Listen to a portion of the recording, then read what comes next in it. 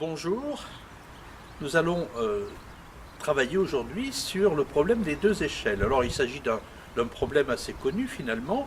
Vous avez deux échelles de longueur différente, petit L et grand L, qui reposent sur deux murs parallèles verticaux. Et le but est de trouver la distance qui sépare les deux pieds de ces deux échelles. Alors vous voyez le schéma. Je considère la hauteur de la petite échelle qui est 1 plus petit u et la hauteur de la deuxième échelle 1 plus petit v, et je vais vous demander de prouver que u et v sont des valeurs inverses, à savoir que v est égal à 1 sur u et que u fatalement est égal à 1 sur v. Alors vous voyez, ce n'est pas très compliqué, il suffit d'appliquer le théorème de Thalès dans deux configurations différentes et on prouve assez facilement que u sur 1 est égal à a sur b, et de la même façon, de l'autre côté, vous avez v sur 1 qui est égal à b sur a, d'où l'inversion. Alors maintenant, on sait que le produit UV est égal à 1. Par conséquent, U étant inférieur à V, on a nécessairement U qui est compris entre 0 et 1. Alors, on peut très bien donner à cette valeur, changer de variable, et écrire que U est égal à cosinus θ, avec θ étant un angle compris entre 0 et pi sur 2. On peut même aller un peu plus loin. Par conséquent, U est égal à cosinus θ et V est égal à 1 sur cosinus θ. Mais on va aller encore un peu plus loin et on va poser petit t égale à tangente de θ sur 2. Et avec ce changement de variable, on va obtenir que U égale à cosinus θ est égal à 1 moins t au carré sur 1 plus t au carré. Par conséquent, 1 plus cosinus θ est égal à 2 sur 1 plus t carré. De l'autre côté, eh bien, on démontre très facilement que 1 plus 1 sur cosinus θ, c'est-à-dire 1 plus v, la grande hauteur, eh bien celle-là sera égale à 2 sur 1 moins t au carré.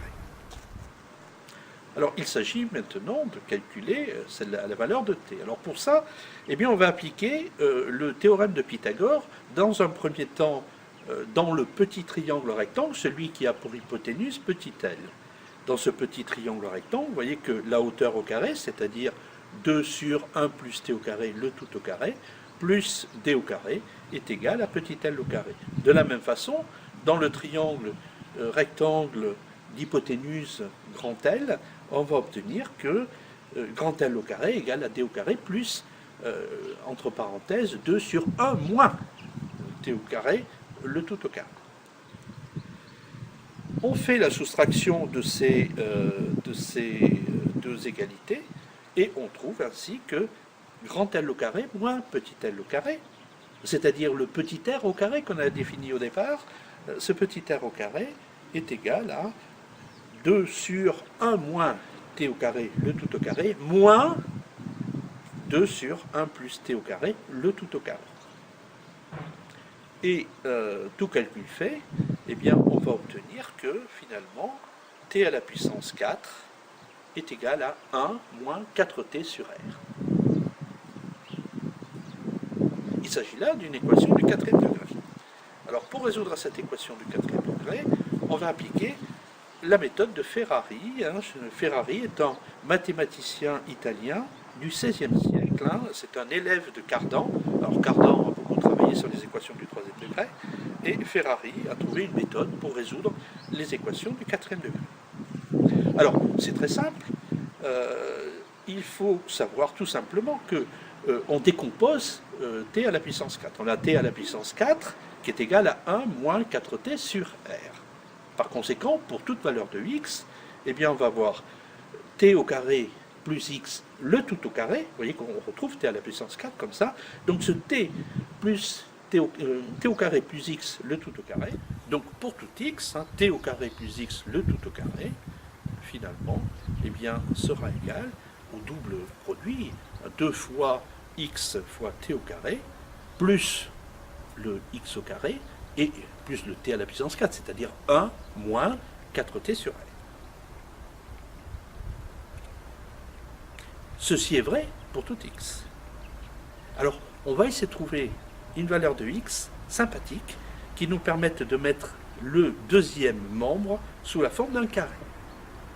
Alors pour ça, je vous rappelle que lorsque nous avons une équation quelconque du second degré, eh bien, enfin une expression polynomiale du second degré du type ax t au carré plus bt plus c, eh bien, à condition que a soit strictement positif et que le discriminant b2 moins 4ac soit nul, eh bien à ce moment-là, on peut mettre cette expression sous la forme d'un carré, c'est-à-dire a multiplié par un carré, c'est-à-dire t moins une racine, moins la racine double, et cette racine double est moins b sur 2a. Finalement, ça nous donne a facteur de t moins moins, donc plus b sur 2a, le tout au carré.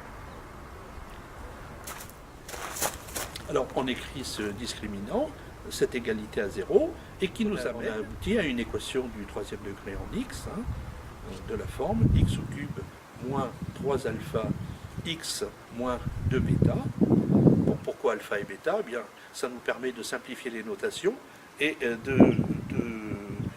d'évaluer les solutions en fonction du signe d'un petit discriminant, ce petit discriminant que j'appelle petit delta, qui est égal à bêta au carré moins alpha au cube.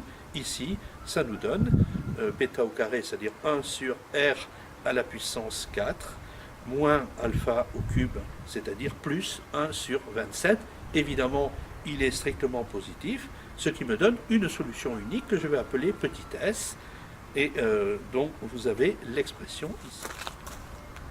Cette valeur de petit s étant trouvée, eh bien, on peut écrire maintenant une équation du second degré en t, que l'on va résoudre de manière tout à fait normale, et on va calculer le discriminant, une fois de plus, le discriminant dont on simplifie l'expression, et on va essayer de démontrer que ce discriminant est positif.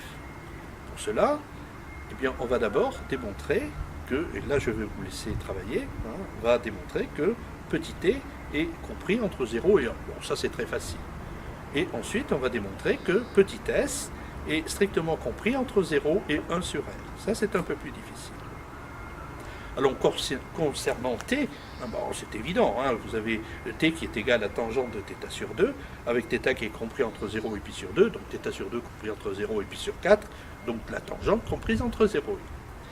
Concernant petit s, c'est plus délicat. Donc je vais construire une fonction, la fonction qui a x associe x au cube plus x moins 2 sur r au carré. Cette fonction, à l'évidence, est strictement croissante, et f de s est égal à 0. Par conséquent, pour tout x inférieur à s, f de x est inférieur à 0. Pour tout x supérieur à s, f de x est positif. Or, il se trouve que f de 0, vous voyez, c'est moins 2 sur r au carré, est négatif.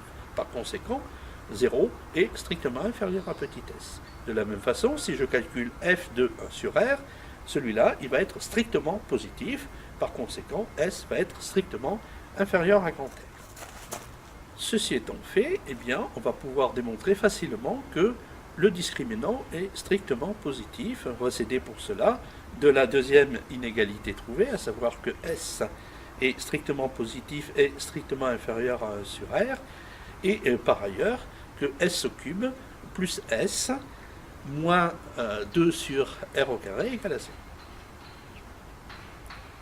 Alors vous voyez ce que ça donne, le calcul étant fait, on démontre assez facilement que delta est strictement positif. Delta strictement positif, l'équation en t admet deux solutions, une positive, l'autre négative. On ne va garder que la solution positive, bien entendu. Cette solution étant trouvée, eh bien, on peut calculer la distance qui sera égale à racine carrée de petit l au carré moins, entre parenthèses, 2 sur 1 plus t au carré, le tout au carré.